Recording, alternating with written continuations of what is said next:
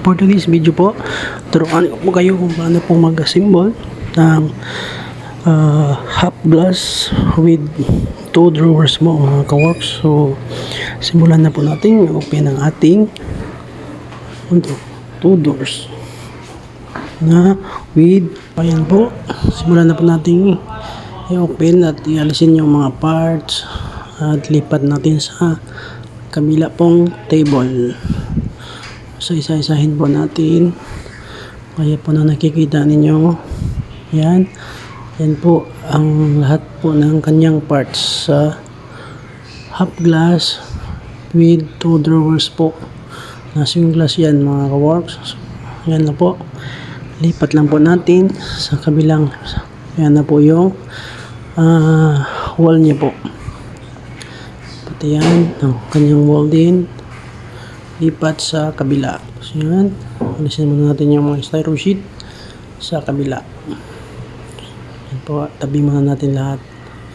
So yan na po yung backplate po ang panghuli nating kukunin. So yan po yung backplate nya.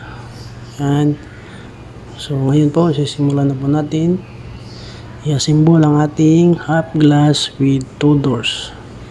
So yan po yung backplate po ng ating half glass na swing with 2 doors, 2 doors. So lagay po natin yung left side wall. So gamit na po natin ng screw, 3 screw po yan mga ka-works. So tikit muna natin yan, screw po natin sa taas, tapos pangalawa po sa gitna, ang panghuli po is sa baba. So ganyan na po kadali i-connect yung ating left side wall sa ating pong backplate. So tapos na po siya ma-connect natin. So ang sunod po natin gagawin is yung right side wall naman po mga ka-work. So simple ang procedure, idikit mo lang siya sa backplate ng ganyan. Pagkatapos po ay screw natin yan gamit po ang gun, or kung wala kayong gun, pwede naman po kayong gumamit ng Phillips screw or screwdriver po mga ka-works. So screw natin yung panghuli. So yan na po. Sunod po natin gagawin is yan po yung hawak yung bottom plate po yan mga ka-works. So ganyan na po ang paglagay ng bottom plate. Dapat mga siyang ikabit. At yan naman po is yung door frame. So nakikita nyo yan, pasok nyo lang sa magkabilang side ng wall po. Pagkatapos isilahin nyo para po malak siyang ganyan. Ganyan lang po ang paglagay po ng ating door frame. I-open nyo po yung baba, tapos down nyo po yung tawag nito yung bottom plate. So ganyan. So in-open po natin. So yun, ganyan na po. Yan, ganyan na po ang paglagay po ng bottom plate. Pagkatapos po is yun naman po sa taas. So open po muna natin para po malagay natin yung middle. Yan po yung middle plate natin. Yan po yung nasa gitna. Yan po. So ganun lang po ang paglagay. Sundan nyo lang po ang video natin para po makuha nyo kung paano po i-install itong half glass na swing with 2 drawers po mga ka-works. So ganun po kadali. So bali yan, hawak ko is yan po yung top plate. So sa paglagay po ng top plate is punta po kayo sa ilalim, tapos tulak nyo lang po pataas yung ating top plate po mga ka-works. Tapos tulak nyo yan, tapos screwhan nyo po. Bali may 3 screw sa dyan mga ka-works. So ganyan na po ang pag-screw mga ka-works. Bali 6 po yan ka-screw po ang itang ilalagay. 3 po sa likod at 3 po sa harap mga ka-works. So po, continue natin yan, screw. Yan po yung harap. Bali 6 po yan, magkaharap po silang 6 lahat. So yan po yung shelf support, yung bakal na yan. Yan po yung lagayan ng ating shelf mga ka-works. So hatiin mo lang yung sa taas. Bali sa taas isang shelf lang po mga ka-works, and then sa baba is meron din po isang shelf. Bali po 2 shelf lahat. Bali po, isa po sa taas ng shelf at isa po sa baba ang shelf. Yan po sa baba. Lagay po natin yung shelf support. Hatiin na po natin. Bali, 4 po yan ha. Shelf support po. So, pagkatapos, yan. Sunod po natin gagawin is lagay na po natin yung shelf. Yan po yung shelf na sinasabi ko po mga ka-works. Isa din sa taas, saka isa sa baba. So pagkatapos natin ilagay yung shelf is so natin gagawin is yung shelf holder naman po. Yan po yung sisilbing lock niya, yung puti po yun. So yan po yung shelf holder. So bali lock mo din po para po yan di po malaglag yung ating shelf in case po na buhat-buhatin. So yan na po. Tapos na po siya. So yan po yung division po yan para po yan sa drawer natin mga ka-works. So install po natin o lagay po natin dyan sa gitna po ng ating frame at back panel po. Yan. Screw natin. Yun. Tapos na nating ma-screw. So sunod na po natin gagawin mga ka-works is yun po mga drawer slide. So sa pagtanggal ng inner slider ganyan lang po. Yan yung tinuro ko.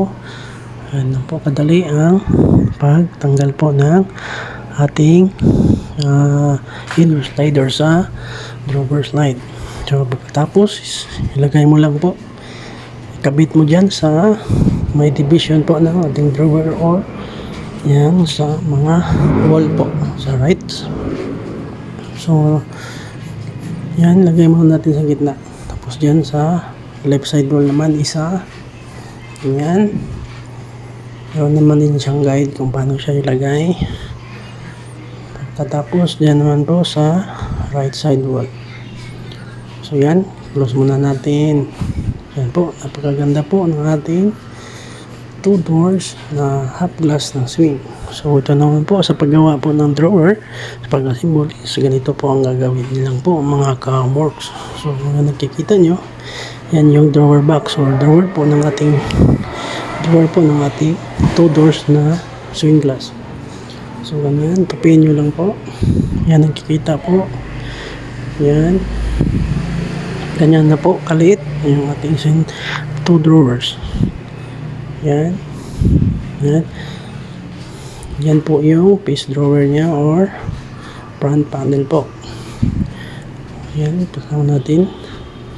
So, lagay muna natin yung drawer slide. So sa paglagay ng drawer slide is ganyan lang po. Medyo matigas din yan. So kailangan po natin yan. Meron tayong maliit or kahit anong gamit dyan para mapasok yan kasi nga medyo matigas yung drawer slide. So pwede mong pukpukin yan. Ganyan. Pukpukin lang po ng maliit na martilyo. So pagkatapos so dating gagawin is yung yan yung harap, yan yung lagayan na screw po sa face drawer or yan po yung pangsira sa front drawer po mga ka-works. So sa paglagay is ganyan lang po ang gagawin ninyo. Ganyan. Tapos kunin mo yung face drawer, lagay ng ganyan. Tapos screw mo lang yan or meron Phillips screw. Yan po, Phillips screw po yung hawak ko. So sa pag-assemble po ng drawers, ganyan lang po kadali mga ka-works. Higpitan nyo lang po yan ng screwdriver po or mano-mano lang po. Huwag po tayong gamamit ng gun kasi po medyo masilan at baka po tumagos. Yan po yung screw niya po. Dalawa po ang screw natin bawat po sa drawer na yan. So gaya na nakikita nyo is screw lang po natin yon. So ganyan po. Tapos yung ilagay, screw nyo lang po ng bahagya po yung ating front close po or pangsara sa harap ng face drawer. So ganyan lang po siya. Dahan-dahan lang po. Baka po tumagos yung ating screw. So dahan-dahan lang talaga mga ka-works para po sigurado tayong hindi tayo at hindi mabubutas yung, yan man po yung likod or backplate po ng ating panel. So sa pag-connect nyan, ganyan na po. Meron niyang kusang clip dyan na kusang magsasara naman siya. Yan na po ang ating drawer. Maliit lang po siya pero napakaganda po niyan. So susunod na po natin gagawin is yung pangalawang drawer po. So ganyan, tupiin nyo lang po ng kilid. Tapos po lagyan nyo po yung ating drawer. Slide na ganyan. Tapos kung meron kayo dyang martilyo or hammer na maliit gaya na nakikita nyo, ganun lang po ang gawin. Tapos kabilang side naman po, ganun din po ang gagawin ninyo. Nga medyo matigas yan, kailangan nyo pang pupukin kanyan. Yung maliit na hammer po, pwede na po yan. Ganyan lang po ang paggawa. Yan lang po mga ka-works, meron na po kayong maliit na hammer dyan. Tapos yan, pagkatapos ng ganyan, islagay nyo na yan po yung front close. Yan po may lagayan ng screw. Yan po, yan po yung may lagayan ng screw. So ganyan, yan po yung harap. Yan po natin i-screw yung dalawang bolt po. Pagkatapos nyan, yan, gaya nakikita nyo, ganyan, lagay natin yung piece drawer po. Sa piece drawer po, dyan na po tayo mag-i-screw po ng dalawang screw yan. Na gamit lang po yung Phillips screw po. Ang gagawin nyo lang dyan ay is ganyan po. Screw lang po ng dahan-dahan kasi po baka tumagos po sa harap ng drawer natin. O ganyan lang po kadali ang pag-screw po ng ating drawer. Yan, nakikita nyo po. Maganda din po ang drawer na ito kasi ito po ay extendable po. So hindi na niya po kailangan ano pa yung kamay niya pasok sa loob para po kunin yung files kasi fully extended po yan. So yan na po. Ilagay na po natin yung back plate. So yan. So ngayon po, tuturo ko po kung paano po siya ipasok sa yung ating two doors. So ganyan sa pagpasok po is ganyan lang. Yan. So kabila naman. So ganun lang po din ang inyong gagawin. Yan. Yan na po yung ating two drawers. So kita nyo na po. Napakaganda po ng result. So nakikita nyo po, ina-adjust natin yan para po level talaga yung ating drawer. Ina-adjust natin. Yan. Para po pantay po talaga yung ating dalawang drawer po mga ka-works. Yan na po. Yung pag-adjust kasi mahihila mo man yan pataas pababa. Pwede mo siyang ma-adjust kapag di mo pa nalock yung mga screw. Yan.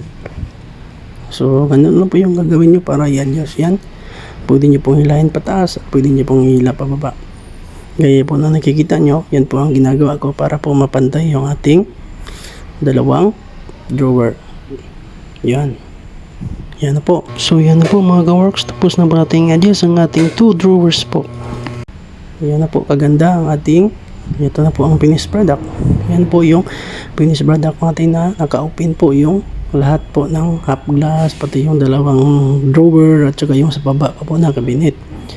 So kung makikita nyo po, napakaganda po talaga ng ating two doors na half glass na swing at saka two drawers.